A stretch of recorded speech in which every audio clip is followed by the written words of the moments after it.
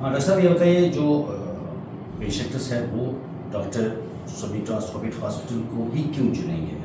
तो यहाँ पर इतनी सारी क्या फैसिलिटीज़ उनको मिल रही है, उस पर ज़रा बताइएगा। देखिए, ऐसे है, जो भी कोई आईवीएफ पेशेंट आता है, सबसे पहले तो उसको सिलेक्ट करना चाहिए कि वो कौन सा हॉस्पिटल चुने, क्योंकि प्रोसीजर पेशेंट के लिए बहुत इमोशनली, फाइनेंशियली, फिजिकली भी स्ट्रेसफुल होता है। तो जब भी पेशेंट कोई आईवीएफ सेंटर चुन रहा है, जैसे कि उन्होंने मान लो कश्मीर से लुधियाना आना है, तो उसको हम क्या स्पेशल ऑफर कर रहे हैं। देखिए सब, हमारा हॉस्पिटल जो है पिछले 27 ईयर से आईवीएफ का काम कर रहा है, ठीक है। अब तो आईवीएफ के साथ साथ बहुत एडवांस प्रोसीजर्स आ गए हैं, जैसे ICSI, IMSI, laser hatching, blastocyst culture, embryo monitoring, जिससे कि हम सक्सेस रेट बढ़ा सकते हैं। सो एक डॉक्टर का एक्सपीरियंस और साइंटिफिक इक्विपमेंट, ठीक है, ये बहुत इंपॉर्टेंट चीज है कि हमने सिलेक्ट करना है कि आईवीएफ सेंटर कैसे सिलेक्ट किया जाए। उसके बाद है कि इन हाउस टीम, एक टीम है जो हमेशा पेशेंट के लिए अवेलेबल है। पेशेंट की काउंसलिंग बहुत इंपॉर्टेंट है, क्योंकि मैंने देखा है बहुत सारे सेंटर्स हैं जहाँ टीम्स आती है, बाहर से आए, करके चले गए या पेशेंट को बता के चले गए, उसके बाद पेशेंट को समझ नहीं आता। स्पेशली जो दूर का पेशेंट है, आपका कश्मीर का पेशेंट है, उसको पता नहीं लगता वो किसको आगे मिले, क्योंकि जो करके गया वो तो चला जाता है। तो उसको पहले अवेलेबिलिटी ऑफ डॉक्टर बहुत इंपॉर्टेंट है, और जो उसके साथ इन हाउस काउंसलिंग कर सके।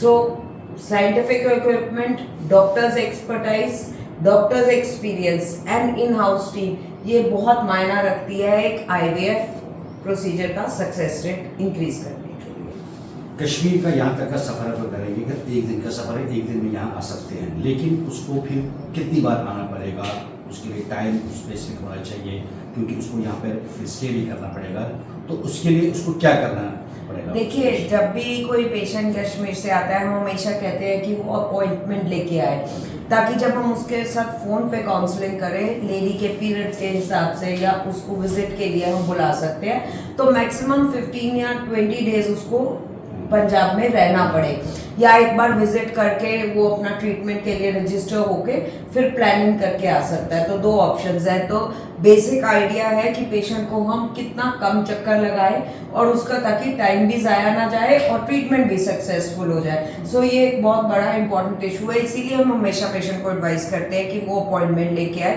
ताकि हम साइकिल भी कोऑर्डिनेट कर ले और पेशेंट को बता दें कि कितने दिन रहने के लिए पेशेंट ने आना है। एक मिथ है या एक वहम है कि जो पेशेंट यहाँ पर आता है, उसको जो या उसको ये जगह जोड़ा जब आता है, फिर उसको कैसे आप ये बता सकते हैं कि ये बच्चा ये उन्हीं का है? देखिए, आईवीएफ में एक बहुत बड़ा मिथ है पेशेंट्स को कि जो आईवीएफ टेक्निक से बेबी होता है उनका अपना नहीं है। बट आईवीएफ ऐसा नहीं होता कि आईवीएफ सिर्फ एक प्रोसेस है जो नेचुरली, जो कपल्स नहीं कंसीव हो पाते उनको कंसेप्शन में हेल्प करता है। तो जो बेबी होता है वो उन्हीं का अपना होता है। ऐसा कुछ नहीं है कि कोई आईवीएफ से बेबी ले जाएंगे तो पता नहीं किसका बेबी है। तो उसमें अगर हम जाएंगे कि अगर किसी का एक बार आ गया, वो उसका सक्सेसफुल नहीं हो गया, तो वो दूसरी बार आएगा, तो उसमें क्या प्रोसीजर है यहाँ पे?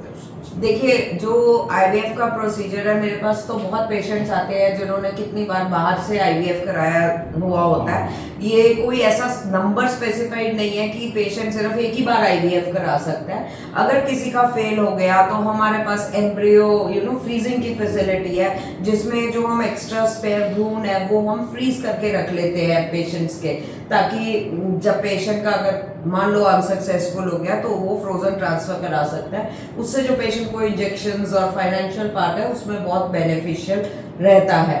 तो इसीलिए मैं हमेशा बोलती हूँ कि पेशेंट को सिलेक्ट करना चाहिए कि जहाँ ये फैसिलिटीज है, अगर उसने कहीं कराया, उसके एम्ब्रियो स्पेयर बच गए, वहाँ फ्रीजिंग फैसिलिटी नहीं हुई, तो वो तो सारा जाया चला जाएगा ना उसका। तो जब हम एम्ब्रियो फ्रीजिंग की फैसिलिटी देते हैं, और हमारा सक्सेस रेट इंटरनेशनल स्टैंडर्ड्स का है, हर तरह का साइंटिफिक इक्विपमेंट यहाँ अवेलेबल है, जिससे कि पेशेंट को फायदा हो।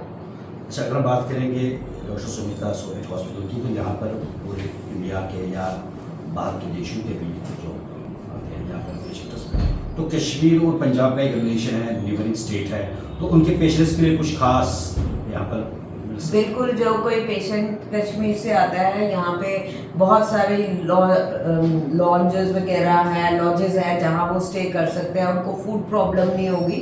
तो क्योंकि बहुत सारे पेशेंट कश्मीर से आते हैं, क्योंकि लुधियाना तो इंडस्ट्रियल हब है, सारे आपके कश्मीर से शॉल्स एक्सपोर्ट होते हैं, ड्राई फ्रूट्स आते हैं, तो पेशेंट्स आते रहते हैं, उनके लिए स्पेशल एरियाज भी बनाए हुए हैं, तो पेशेंट को कोई प्रॉब्लम नहीं रहती कि उसने स्टे कहाँ करना है, क्या खाना है, वो उनको पूरा होमली एटमॉस्फेयर यहाँ मिल सकता है।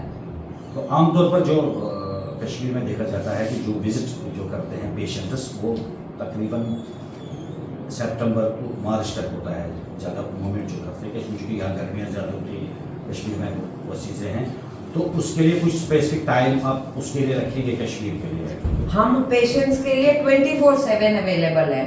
जब पेशेंट कंफर्टेबल फील कर सकता है तो वो हमारे पास आ सकता है। बस हमेशा कहते हैं कि अपॉइंटमेंट लें, क्योंकि दूर से आना है उन्हें, कभी हम मिले ना मिले, कोई आउट ऑफ स्टेशन कोई कॉन्फ्रेंस पे गए हो, तो डेफिनेटली एक अपॉइंटमेंट लेके अपना टाइम फिक्स कराना वो बहुत ज़रूरी रहता है। और उनके साथ काउंसलिंग हम फ़ोन पे भी करते हैं, सो दैट पेशेंट को पता लगे कि वो कहाँ आ रहा है और उसके साथ क्या ट्रीटमेंट होएगा। हमारे साथ बात करने के लिए